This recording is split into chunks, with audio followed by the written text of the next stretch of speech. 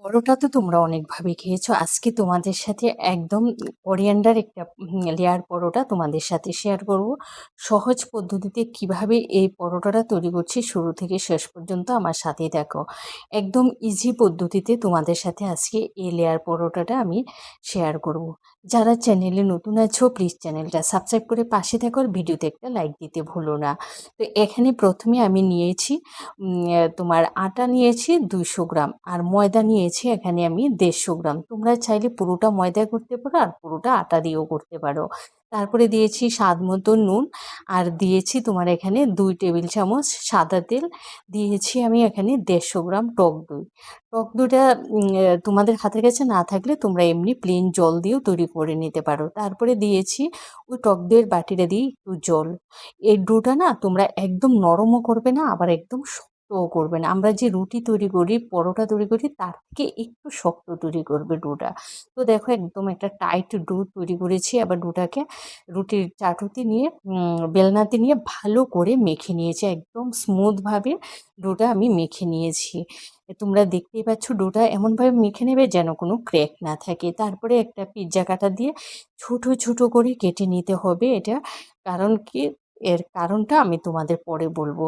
একদম আমি এই যে বড় পিসগুলোকে কেটে আরো ছোট করে ফেলবো। তোমরা দেখতেই পাচ্ছ লেচিটা একদম লুচির মতো একটা লেচি নিয়েছি, নিয়ে রুটিটা বেলে নেব একদম পাতলা করে, যতটা সম্ভব তোমরা পাতলা করে নেবে রুটিটা। তো দেখছো, আর আমার মতো যারা গোল রুটি করতে পারো কোনো সমস্যা নেই। তো এটা গোল হতেই হবে এমন কোনো কথা নেই, কারণ আমি যেহেতু গোল করতে পারি না তাই তোমাদের বললাম। তো দেখো এভাবে দুটো রুটি আমি তৈরি করে নিয়েছি, একটা তো রেখে দিলাম। আরেকটা রুটিতে আমি এখানে বাটার আর কর্নফ্লাওয়ার একসাথে মিক্স করে ওই মিক্সচারটা রুটিতে ভালো করে লাগিয়ে দিয়েছি। এবার ওই রুটিটার মধ্যে আমি দিয়েছি ধনেপাতা কুচি। ধনেপাতা কুচি দিয়ে তারপরে ওই যে আরেকটা রুটি বেলে রেখেছি তার উপরে আমি দিয়ে দিচ্ছি আরেকটা রুটি। দেওয়ার পরে এবার দেখো আমি এই রুটিটার উপরে আবার ওই যে তোমার কর্নফ্লাওয়ার বাটার মিক্সারটা আছে ওইটাকে আবারও দিয়ে দিচ্ছি, ভালো করে একদম রুটিটার উপরে মিশিয়ে দিতে হবে।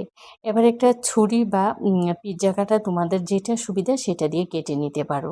তো আমার কাছে পিৎজা কাটাটা আছে তাই আমি, এটা আমার কাছে কাটতে সহজ মনে হয় তাই আমি পিৎজা কাটা দিয়ে কেটে নিয়েছি। আর তোমরা দেখতে পাচ্ছ কতটা সরু করে আমি কেটেছি।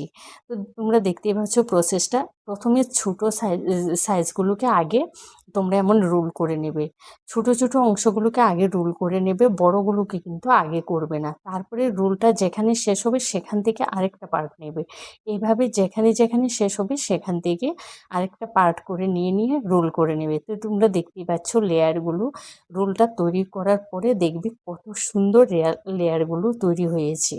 তো তোমাদের বললাম না যে লেয়ার পরোটা অনেকে ভাবে একদম কঠিন, কোনো কঠিন না। তারপর লাস্টে যে মাথাটা থাকবে সেটা ভেতরে নিয়ে পুট করে দেবে।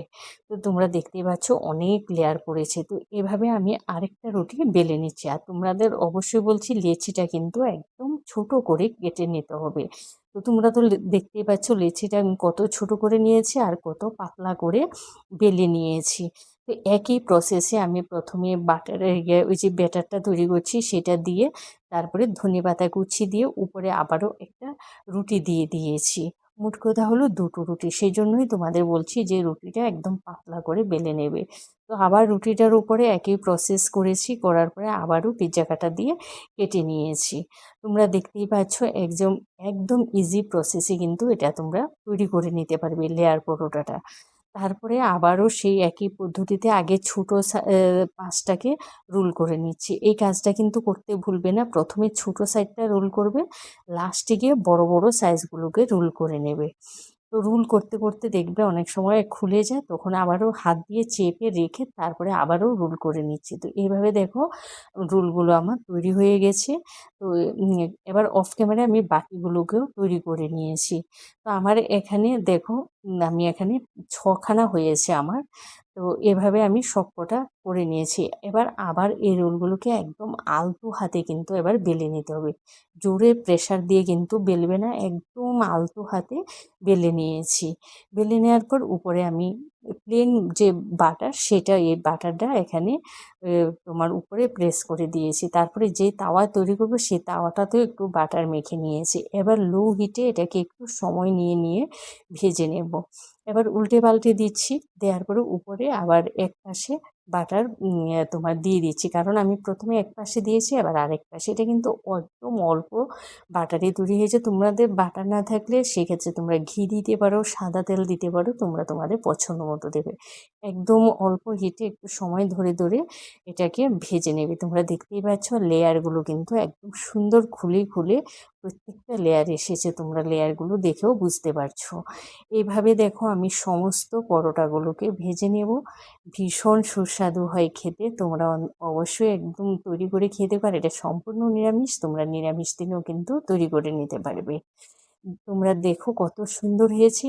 এই পদ্ধতিতে তোমরা অবশ্যই লেয়ার পরোটা তৈরি করে খেও। ভালো থেকো, সুস্থ থেকো, আবারও দেখা হবে নতুন ভিডিও নিয়ে। আজকের মতো টাটা।